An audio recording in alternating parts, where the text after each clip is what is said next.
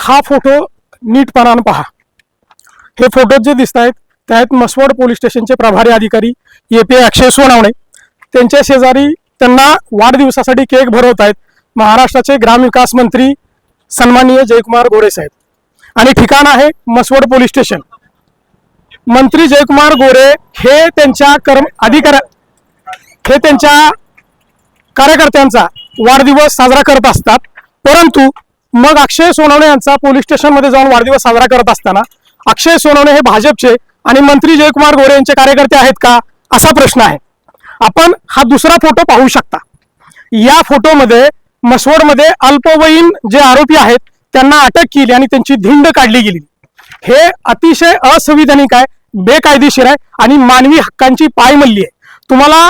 तुम्ही कोर्ट बनताय का? तुम्हाला कोणी अधिकार दिला अशी धिंड काढण्याचा? आपण हा दुसरा फोटो बघू शकता। या फोटोमध्ये तुम्हाला दिसेल की मंत्री जयकुमार गोरे यांच्या राजकीय कार्यक्रमामध्ये मंत्री जयकुमार गोरे यांच्या हस्तेच AP अक्षय सोनवणे यांचा सत्कार केला जातोय। ही कुठली पद्धत आहे? ही काय कुठले म्हणजे पोलीस मॅन्युअल मध्ये कुठं बसतं हे हा सगळा प्रकार जर आपण बघितला तर मसवड पोलीस स्टेशनचे प्रभारी पोलीस अधिकारी अक्षय सोनवणे हे पूर्णपणे सत्ताधाऱ्यांसाठी काम करतायत, मंत्री जयकुमार गोरे आणि भाजपसाठी काम करतायत। जी आगामी येणारी पंचायत समिती जिल्हा परिषद जी निवडणूक आहे या निवडणुकीच्या अनुषंगाने इथली कायदा आणि सुव्यवस्था बिघडू नये आणि भाजपच्या विरोधी काम करणारे जे कार्यकर्ते आहेत त्यांना इथं दडपशाही त्यांच्यावरती केली जाते। आता जी मसवड नगरपालिकेची निवडणूक झाली त्या निवडणुकीमध्ये AP अक्षय सोनवणे यांनी अतिशय पक्षपाती भूमिका घेतलेली आहे। भाजपला मदत करणं, भाजपला हवी तशी प्रचार यंत्रणा राबवू देणं आणि त्याच वेळी विरोधी पक्षाच्या कार्यकर्त्यांना आडकाठी आणणं, त्यांना अडवून ठेवणं अशा प्रकारचे प्रकार त्यांच्याकडून घडतायत। हे सगळे जर प्रकार बघितले तर AP अक्षय सोनवणे हे त्या ठिकाणी राहून सरकारसाठी किंवा मंत्री महोदयांसाठी त्यांचा कार्यकर्ता म्हणून काम करतायत हे अगदी क्लिअर कट आहे। येणाऱ्या काळात जिल्हा परिषद पंचायत समितीच्या निवडणुकीमध्ये आम्ही सुद्धा उमेदवार असू।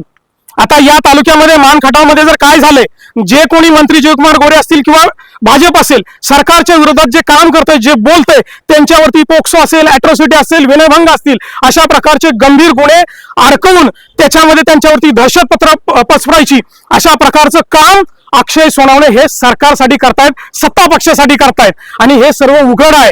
या सर्व प्रकार अतिशय गंभीर आहे आणि म्हणूनच आम्ही राज्य निवडणूक आयोगाकडे तक्रार केलेली आहे की येणाऱ्या जिल्हा परिषद आणि पंचायत समिती निवडणुकीच्या पार्श्वभूमीवरती हे जे पक्षपातीपणा करणारा जे अधिकारी आहेत, जे दहशत माजवतायत ते अधिकारी अक्षय सोनवणे यांना इथून तातडीने हलवलं पाहिजे आणि त्यांची उच्चस्तरीय सखोल चौकशी झाली पाहिजे, ही आमची प्रमुख मागणी आहे। या काळामध्ये आता जो आगामी काळ आहे याच्यामध्ये आता हे सगळं जर प्रकार बघितलं, मधल्या काळामध्ये मला सुद्धा मंत्री जयकुमार गोरे यांनी अतिशय आवाची भाषेत शिवीगाळ करून धमकी दिली, तुझा तुषारखरात करू अशा प्रकारची धमकी देऊन दमदाटी केली। त्याच्या संदर्भाची तक्रार मी मसवड पोलीस स्टेशनला केली, त्याच्यावर आज अखेर कुठलीही कार्यवाही झाली नाही। जे दबंग अधिकारी म्हणून अक्षय सोनवणे सर्वकडे मिसळतायत, सगळीकडे मिरवतायत, त्यांना या प्रकरणामध्ये चौकशी करता का येत नाहीये?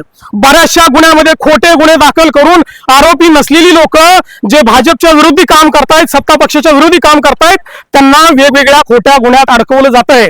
आज आता आम्ही तुमच्या समोर धाडसानं बोलतोय, आम्हाला लोक विचारतायत तुमच्यावरती सुद्धा खोटे गुन्हे दाखल होणार आहेत, परंतु मला आपल्या माध्यमातून सांगणार आहे येणाऱ्या काळामध्ये आमच्यावरती सुद्धा पोक्सो असेल, अॅट्रॉसिटी असेल, विनयभंग असेल, खंडणी असेल, या सगळ्या प्रकारचे गंभीर गुन्हे आमच्यावर सुद्धा दाखल होतील। इव्हन आमचं सुपारी देऊन आमचा खून सुद्धा केला जाईल। आम्हाला कुठेही आमच्या गाडीचा ऍक्सिडेंट घडवून आम्हाला मारलं जाऊ शकतं, इतकी दहशत या मानखटावमध्ये, परंतु आम्ही या दहशतीला अजिबात भीक घालत नाही। आम्ही आमचा जीव जरी गमावला तरी मानखटावचा बिहार होऊ देणार नाही, हे आम्ही तुम्हाला ठामपणाने सांगतोय। या सातारा जिल्ह्याला, हा सातारा जिल्हा क्रांतिकारकांचा जिल्हा आहे, हा सातारा जिल्हा शूरवीर सैनिकांचा जिल्हा आहे, हा सातारा जिल्हा हा यशवंतरावांच्या विचारांचा आहे, हा सातारा जिल्हा हा छत्रपतींची राजधानी आहे। या राजधानीमध्ये मानखटावमध्ये जर कोणी वर्दीच्या आडून, अधिकाराच्या आडून जर कोणी सत्तेचा गैरवापर करून इथं दहशत माजवत असेल आणि मानखटावचा बिहार कोणी करू पाहत असेल तर ते आम्ही अजिबात होऊन देणार नाही। आमचा प्राण गेला तरी चालेल, अजिबात हरकत नाही, अजिबात घाबरणार नाही, परंतु मानखटावचा बिहार होऊ देणार नाही, इथल्या सामान्य माणसावरती अजिबात अन्याय होऊ देणार नाही। या सर्व पार्श्वभूमीवरती आम्ही राज्य निवडणूक आयोगाकडे तक्रार केली। आज आम्ही मान तालुक्याचे माननीय तहसीलदार साहेबांना भेटून आम्ही आमच्या भावना आणि आम्ही आमची भूमिका त्यांच्यापर्यंत मांडलेली आहे। आगामी काळात जर वादग्रस्त अधिकारी जे दहशत पसरवतायत, लोकांना भीती घालतायत आणि खोट्या गुन्ह्याचं रॅकेट चालवतायत, जे भाजपच्या विरोधी काम करतील त्यांना खोट्या गुन्ह्यात अडकवण्याचे रॅकेट चालवतायत, अक्षय सोनवणेची जर तातडीने जिल्ह्याबाहेर बदली झाली नाही, आज त्यांचा जिल्ह्यातला कार्यकाळ पूर्ण झालाय।